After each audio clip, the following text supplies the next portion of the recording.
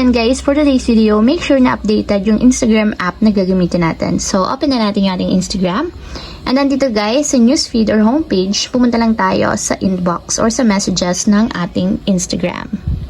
And dito guys, pumili lang kayo ng isang conversation kung saan kayo magsasend ng photo sticker. So, open lang tayo. And then dito guys, sa conversation, itatap nyo lang dito itong button na to para yun sa mga stickers.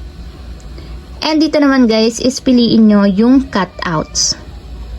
So, pipili lang kayo guys ng photo na gusto nyong isend or gawing sticker. So, pili lang tayo.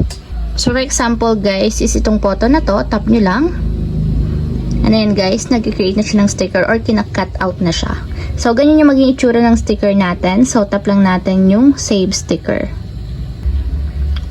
And then, after yan guys, pwede na nating isend yan sa conversation or sa tao na gusto nating isend. Tap nyo lang yung inyong sticker.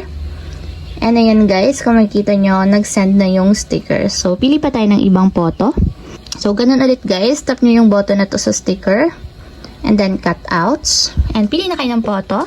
So, ayan guys, ito namang photo na to, tap nyo lang. And ayan, nag-create na siya sticker. And then, save ulit lang natin.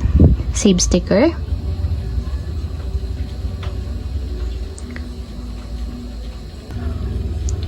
And then, piliin nyo lang siya guys para mag-send.